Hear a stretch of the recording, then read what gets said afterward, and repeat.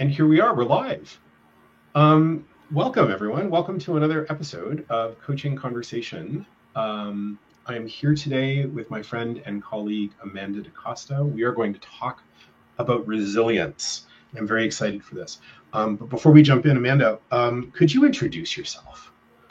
Sure, I can. Thank you very much. So my name is Amanda DaCosta, and I am a well-being mindset coach. I work with professionals and entrepreneurs to help them build the resilience and the successful habits that they need in order to be able to, get through and build the career or business that they want without basically killing themselves along the way. Oh, that's good. Because it's actually that's powerful because I've certainly been in careers where I felt like that's exactly what I was doing. So I love that, and resilience is certainly part of that as well, isn't it? Mm-hmm. Absolutely. Yeah. Do you want to kick off just by defining it? Because I think resilience is one of those words that we use a lot, but I think it means different things to different people. And I know that you've given this a lot of thought. So maybe you can kick us off with like what even is this thing?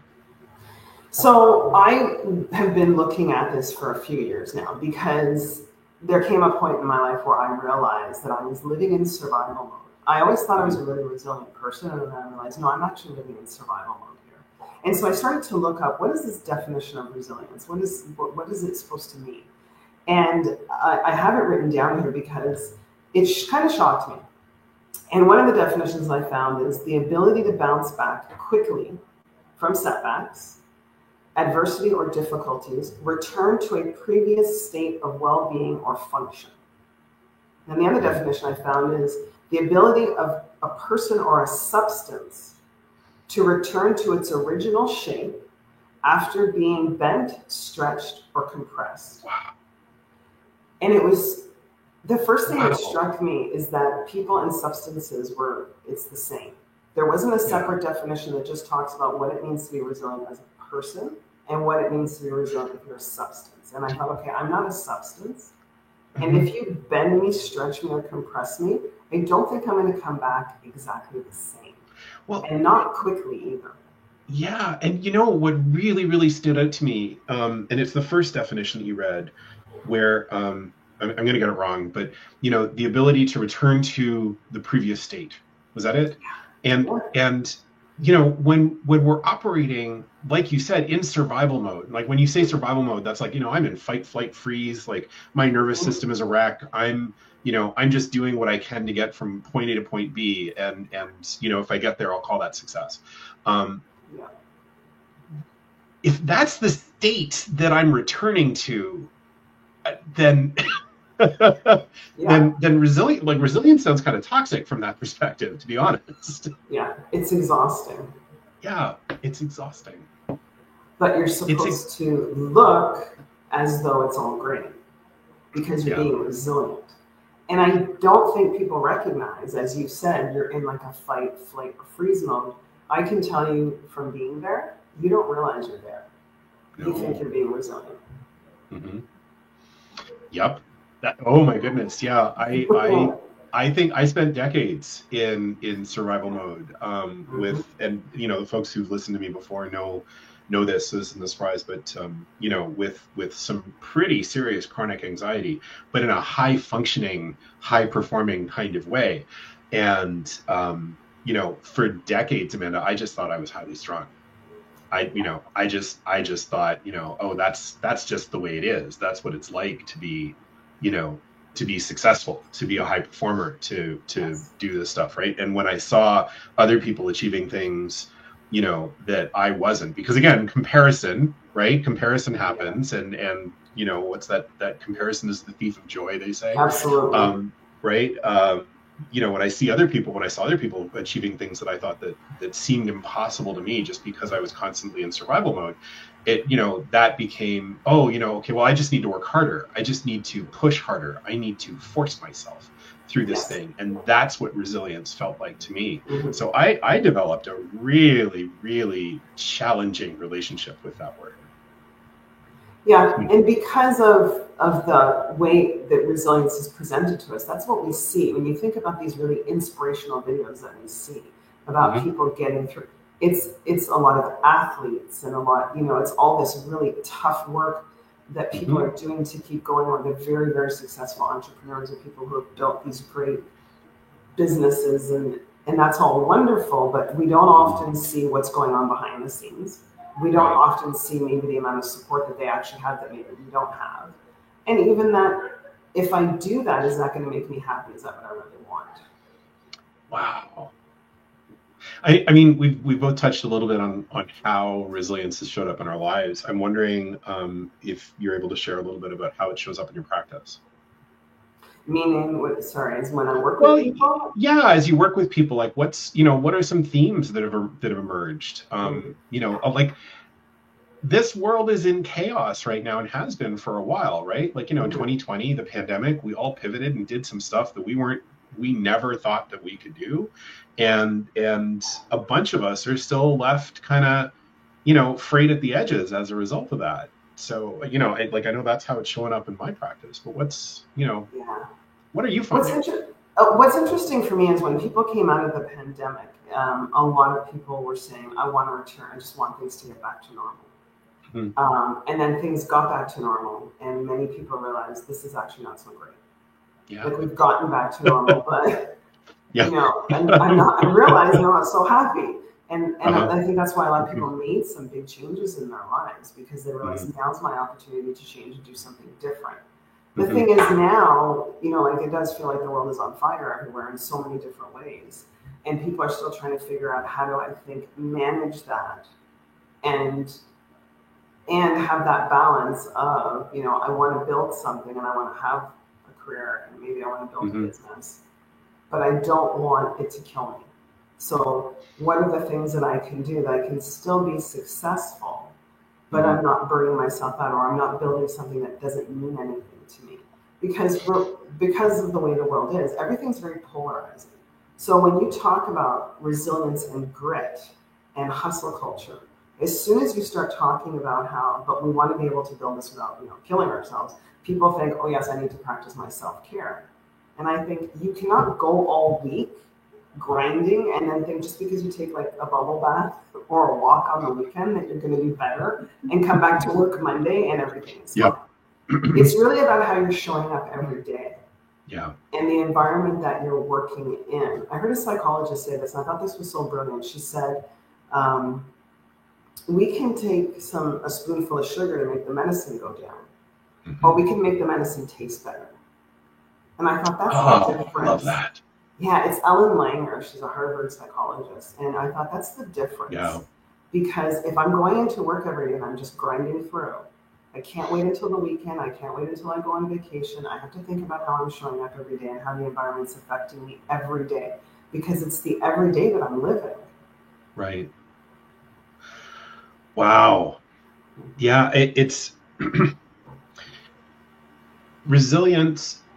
Oh, there's so many things coming up. I'm not even sure which string to pull. I hate it when that happens when we're live. I'm just gonna go for it.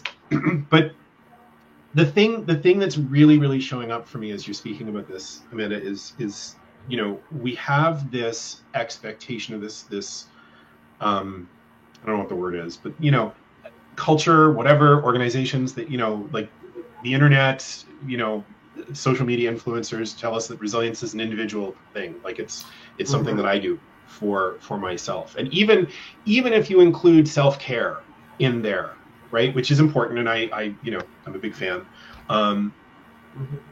it's still individual. Like it's still, what can I do? And listen, I remember really, really vividly when I realized that my interpretation of resilience had to change. And do you mind if I tell like a real short story? Absolutely. So I remember I was in that place where I had just sort of gone down the resilience path for myself because I was, I didn't know it at the time, but I was about a year away from some pretty serious anxiety-induced burnout. And I had started diving into some resilience work at the behest of a psychologist. And I was having a conversation with a friend of mine who was going through a really, really hard patch. And at the time, I remember thinking, oh, you're such a model of resilience. I'm so like, how fantastic. And I complimented her on her resilience, on the resilience that she was showing in the face of adversity. And she looked at me like I'd slapped her. And she said, oh, Todd, don't even. Like, I don't want to be resilient. I'm tired. I just want to rest. Like, please, could the world stop requiring my resilience? Yes. And that for me was like, I'm ashamed to admit, I hadn't even considered that was possible. Yeah. Hadn't even considered what that meant. Mm-hmm. And when I looked at it from the perspective of my friend who was so clear about it, like I will remember that conversation till the day I die. I started thinking about the other places that require resilience and where we look to individuals to sort of toughen up, right? Like resilience often means, just grow a thicker skin, toughen up, and there's seldom that call, right? That call to responsibility to create whatever the organizational change or systemic change is that requires a thick skin and resiliency from the people that are being called to it. Yes. And that's exciting, because that's something that I think, like, there's hope in that space. Yes. Yeah. Yeah. And I understand that feeling of I don't want to be resilient anymore, because that's when I realized that I was in survival mode. And I realized that when you're always the person who's showing up as being resilient, other people don't realize the toll it can have on you. So I have a quick little story. That it was when I was at work and my director said to me, and this is so ironic because I recognized how much I was taking on, but then he moved on and I took his job anyway. So I kind of didn't learn my lesson. That's okay. It goes in stages, right? But I remember him saying to me, he said to me, Amanda, we can just throw anything at you and you can handle it. Yeah. And I remember in the moment thinking, okay, I know you think that's a compliment, but I realize how much I'm taking on. And that you think you can just keep doing it because of the way that I'm showing up as being this resilient person. And not only that, but I think, how much is that also taking away from other people? Because if I'm the one that everybody's always throwing everything else on, then what about all the other people that maybe could take it as well if we gave them a chance? But they might not get that chance because they're not seen as the resilient one, the one that can handle it. Yeah. And it's not, it's not something that he as a director was intending, but it's just that when some people we look at and we don't think of them as being that person, that resilient, strong person that can keep going. So they might not get the opportunity that they deserve. And that struck me in the moment. And I thought, yeah, this is not really a great thing. This is not, I just had so many emotions around it. And I couldn't even say anything in the moment to him because I was so processing it. Right. And then I remember when I became director, we had a situation that I'm sure many people have had in their organizations and their companies when you have teams within teams, there was some conflict and we were working through the conflict. But because of, sometimes when you have a situation on a team, it's just between some people. So it's not something you can necessarily discuss with the whole team, but the whole team knows about it anyway. And I remember at one point, I was really having a hard time with this. And my director said to me, Amanda, you need to go into work and you need to have a smile on your face and you need to be showing up as if, that you got it and everything's good because your team needs to see that. Yeah. And again, in that moment, I was like, okay, I understand that, but there's something wrong with this. And it took me a couple of years after I left, and I just left because I left. There was no problem. Sure. But when I left, it took me a couple of years to realize my team was probably looking at me and thinking, wow, Amanda's really aloof about this whole situation.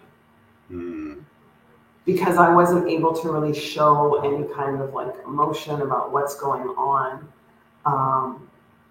And if I can't do that, then I'm not really able to process this whole thing. And I think the way I think about resilience now, I could have a very different conversation with my director if I had the opportunity now. and it would have been then a very different conversation with my team. Yeah, I agree. Would have changed the whole thing, right? Yeah. So I'm looking at the comments, and Ilana has put a comment in for us, and I think it's a really good one. And I think I'm a couple minutes late, so I'm sorry, Ilana, for that. But we're going to backtrack a smidge, Amanda, if that's okay.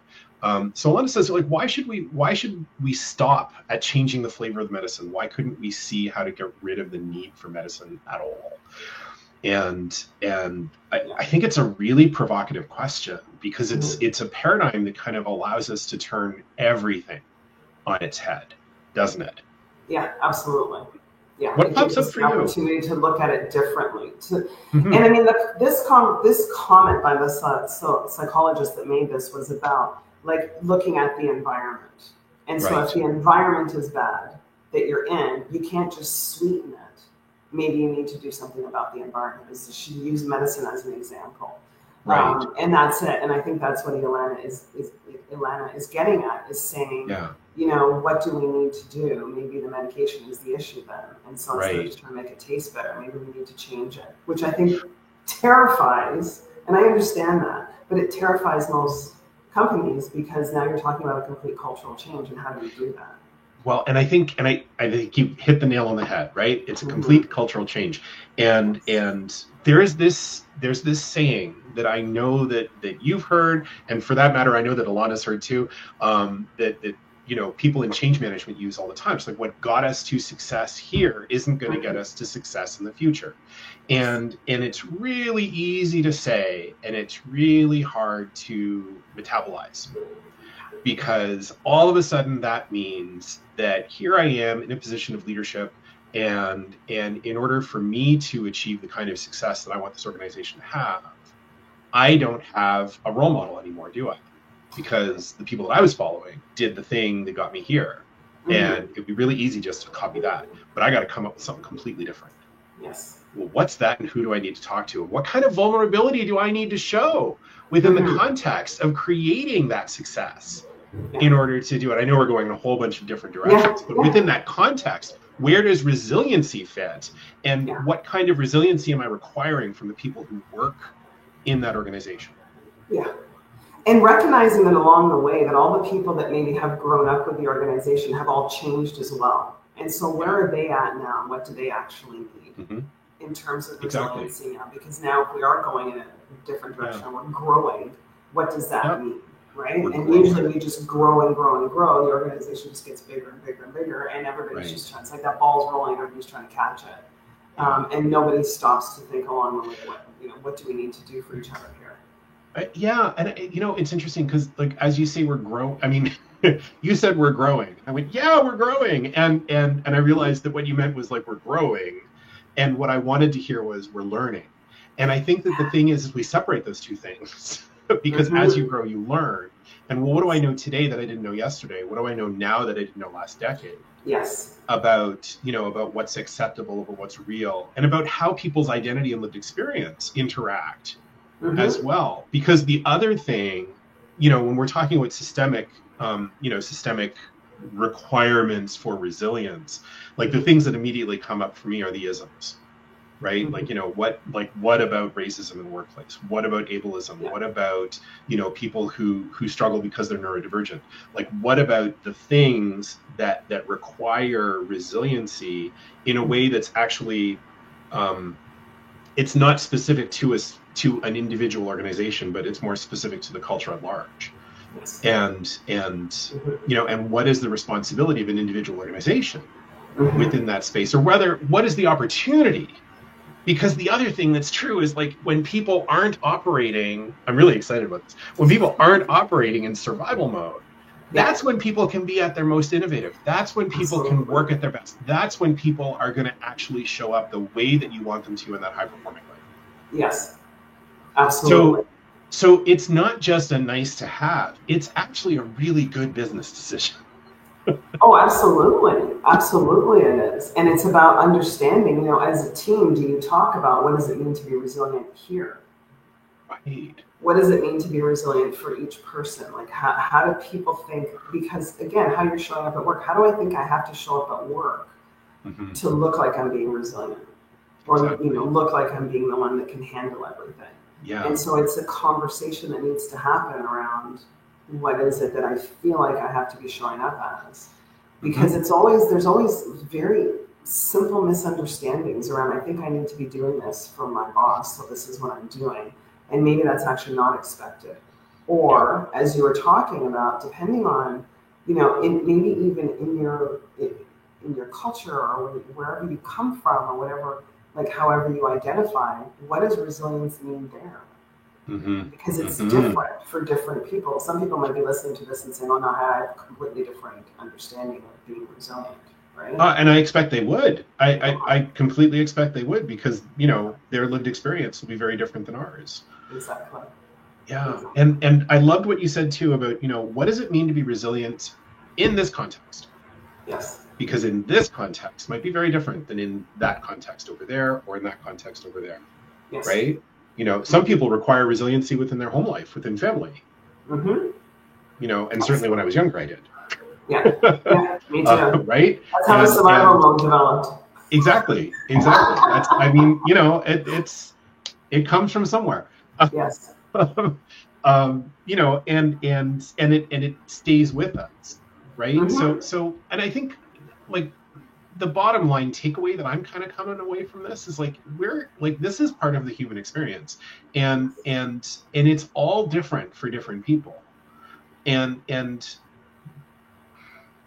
maybe I wasn't expecting to say this, but it almost kind of feels like the kindest and most human thing to do in order to encourage the resilience of someone else is to create the space necessary for them to not need that resilience.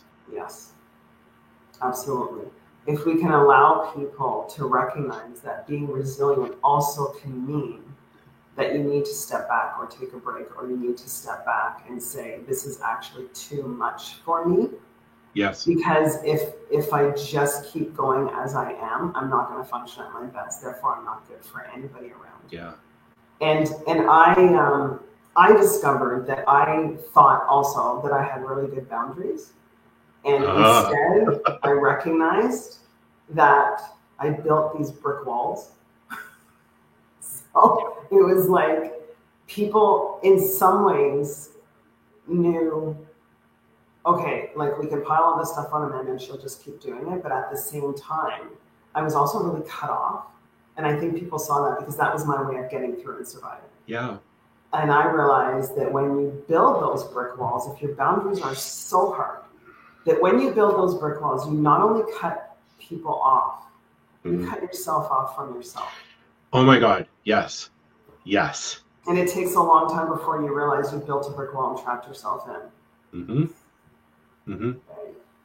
It's the analogy that I use is I started when I was in grad school, and I continued for my entire professional career, just building and putting on armor to protect myself. And for various reasons and different reasons, different times, different situations, but building, putting on armor. And you're right, it created, for me anyway, it created a version of me that was extremely inflexible and not able to respond to change in a good or healthy way. And really, what I eventually realized is the armor made me very, very fragile. And I think the longer you wear it, the more you sort of consume that idea that what you're protecting is fragile. And the most resilient thing I ever did was rest and allow myself to take off the armor. Yeah. And realize, that thing that was underneath, it was only soft and squishy because of all the armor. Yeah. Yeah. And it's funny because for me, it was building that brick wall. So I was really protecting myself from other people. Yeah. Yeah. And, like emotionally keeping myself very protected from other people, but then doing everything for everybody. So it was a little bit different, right? Like I was like, okay, I'll do it. Let me know what it is. I can do it. I can handle it. But emotionally, I don't think people really could know me because I was so locked off, right? And that doesn't make you a great leader either. As much as you're trying so hard to do for your team, and you want to be there for your team. There's, like I said, and then being told, well, you need to show up at work like this, and it's like, well, you're really aloof. And it's like, no, I'm not. You have no idea the depth of my emotions. Yeah. You just have them well hidden, right? Exactly. And then people get to know you more personally, and they're like, wow, you're a really soft, squishy person. I love that, because I think, I'm going to say something, and let's see if it resonates. Because your wall, my armor, it sounds like they were designed to sort of keep the emotions at bay. Absolutely. And right, and the thing, because there's uncertainty in those emotions. I don't know if they're going to show up. I don't like them all. I have a client who has said, I think I can say this, who said, I'm going to feel my emotions later. I don't have time for them right now. I'm going to feel them later. Yeah. And I remember asking the question. So, so when are you going to feel them? Like on the weekend? Mm-hmm. When, how are you going to make time for that? Yeah. Put it in your calendar. Exactly. And the thing is of course we never did, and nor did I. Yes. And what's coming up for me is I'm going to quote someone. I wish I could remember who it was. If someone remembers, please put it in the comments. But I was at a seminar, and this the speaker said, if you're willing to feel everything, you can do anything. Yeah. And I remember hearing that and thinking, thanks, I hate that. I hate it. But as time has gone on, and as the armor's come off, I realized, oh, you know what? That's resilience. That's resilience. Yes. And I think that has been, just a mind-bending change for me. I still don't love it, but at the same time, I don't hate it the way that I did when I first heard it. I don't fear it anymore. Yeah. And can I just take a little piece of that? Yeah, go for it. When this person says to you, I'll feel my emotions later, because we've been taught that, what did we say earlier? Resilience is bouncing back quickly. So if I'm bouncing back quickly, I have no time to process anything. Mm-hmm. And if I'm trying to process things, then if I'm being told that resilience is this, and I'm not showing up as that, then there must be something wrong with me. And now we get into imposter syndrome. Exactly. Because there must be something wrong with me. And now I have this huge thing I wake up with every morning on my head called imposter syndrome. And I'm supposed to get through the day. Mm-hmm. How? Right. And it comes back to being me. Now it's my fault. Yep. Exactly. Right? And that it's so easy to pathologize stuff. Yes. Isn't it? Yeah. And that is exactly what's happened with imposter syndrome, because the psychologist that came up with it has said she regrets calling it a syndrome because it pathologized, it medicalized the term. And yes, some people really do have imposter syndrome. I'm not saying it doesn't exist, but it is so overused that people's normal, healthy self-doubt has been pathologized. And having normal self-doubt has now become a problem that I need to figure out because something's wrong with me. Yep. And how am I going to feel resilient if I think that my normal, healthy response and my feelings about something are an illness? Yep, exactly. Right? Yeah. And that's the biggest tragedy for me, because I used to work in the mental health and addiction sector. And I worry that we pathologize almost everything now. Wow. Yeah. To the point that everything is like a diagnosis. And having self-doubt, I'm here to tell you, normal and healthy. Yeah. It's information. It's information that you need to take in. Exactly. And use. It's emotional data. It's emotional data. Yes. Amanda, I just looked at the time. I know. This half hour has flown by. Oh my God, it's flown by. I can't believe that we're at the end. Is there anything that you want to say to wrap up? Like, what do you want to leave our folks with? I would say that, really look at working on a definition of resilience that works for you, because resilience is about being able to function and to get through things, but not at the expense of who you are as a person. Yeah. And that resilience needs to be a conversation with yourself. It needs to be a conversation with other people. And you need to have a working definition of it that you're always you know, Oh, that you're just always I love that. working on, you know? I love that. Yeah, it's an invitation to self-curiosity. And I Absolutely. love that. I love that because I think Mhm. I think a lot of good stuff starts there. Yes. Whew, Amanda, thank you so much. Oh, Thank you for thank this you. conversation. I've really, really enjoyed talking to you today. Hey, Always. listen, if folks want to get a hold of you, what's the best way for them to do that? You know what? I'm here on LinkedIn every day, and I think Okay. of LinkedIn as being conversations in the comments. So find me and have a fantastic. conversation in the comments or in the DMs. That's great. And you know what? And you've got a website too, so we'll make sure to post that in the comments of this event on LinkedIn afterwards. We're done. And I'm Todd Kargus. You can reach me here on LinkedIn or at www.toddkargus.com. You know how to reach me. And that's a wrap for today. That's Resilience. Thank you. This was fun. And thank you, everyone who showed up. Thank you, Alana, for the comments. And till next time, yeah? I'd love to do this again. Absolutely. Awesome. Thanks, Amanda. I'm going to cut this down. Bye.